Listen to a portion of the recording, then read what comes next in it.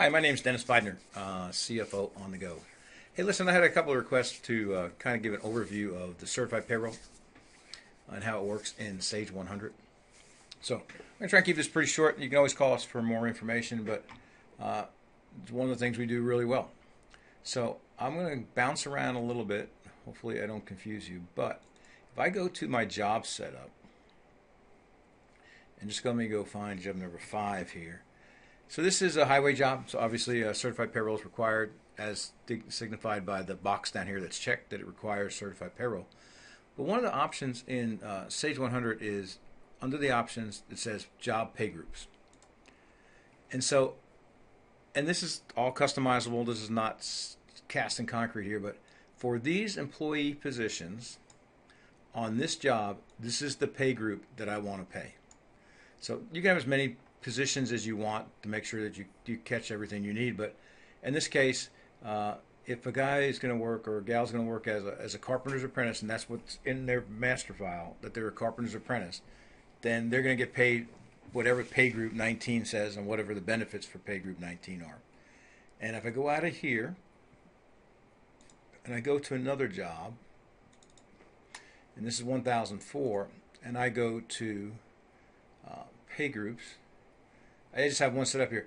So in this case, that same carpenter's apprentice on this job doesn't get paid in pay group 19. He gets paid as pay group 1. So anytime anybody that's a carpenter's apprentice works on this job, they get this. And if they work on the other job, they get paid, I think it was pay group 19. So the system's going to track that for you by job. So if I go into payroll now, and I go to payroll processing, and I go to employee records here, you'll see that here's Carlos, and if I go look at Carlos's record here, you'll see it under human resources. Carlos is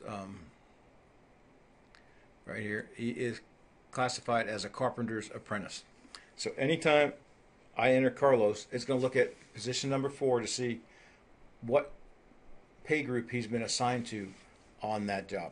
And so, and again, these are, I don't know how many I have actually. Let me look here. I only have 7 different ones, but again, you can have as many as you want. It'll work. And that's how it works. Pretty simple. And so it's always going to make sure that you're getting the right pay group for this job because you set it up ahead of time and not giving anybody any latitude. The only case that you have to be careful of, obviously, is if Carlos, for today, for some reason, doesn't work as a carpenter's apprentice and works as something else. Then you'd have to override this. But that's pretty simple to do. You would just come in here to this column here in the pay group and just pick the right pay group for that day. And the way the pay groups work, again, there's a whole lot of moving pieces here, but it all comes together. So in my company, which is just a demo company, these are all of the pay groups that I have. And these are the descriptions for them. And so I have some, like right down here, these are set up by county. I have some of these that are union, so they're set up just as union, and this is Union 27, Union 190, Local 194. It could be, this is just one specific job, and they would just say, you know, job 5, job 16, job 24, whatever they are, you can set them up. We prefer to do it by county because usually the county rules for all the jobs, and you might just have X county for 2014 jobs and X county for 2015 projects, and so you'll just assign them to the right ones.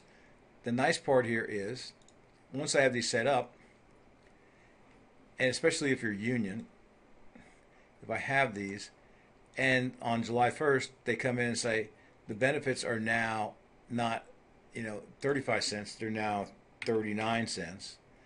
Oops, missed the number there at 39. And the union vacation was negotiated down to 1.60. Now these are all set. I don't have to change those by individual. It just knows for that pay group, those are the union fringes going forward for this day forward. And so we do all that. Again, a lot of moving pieces. You may have to watch this twice, but we have as many pay groups as you want. Be set up by job, by county, by project. And then we can assign those specific pay groups to any individual job so that you make sure you use the right ones. And they can always be overridden, which is the important part. And the last thing I'm going to show you is payroll reports, certified payrolls. And Obviously, we issue the DOL, Department of Labor 347.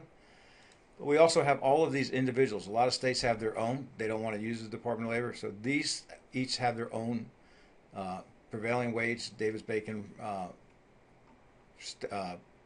reports that they require. And so I think we have like 40-something states. Some states don't have their own. So, if you're in California, there's one for California, one for Colorado, etc. But if I just look at the Department of Labor here, let's just use the federal one here. I'm just going to run in, oops, got to put data in here. We put in 7/19. I don't think I have any data, but you'll see a sample in here.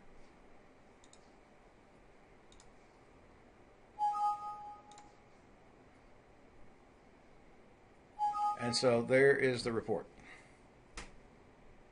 So there's a couple pieces missing that we have to fill in.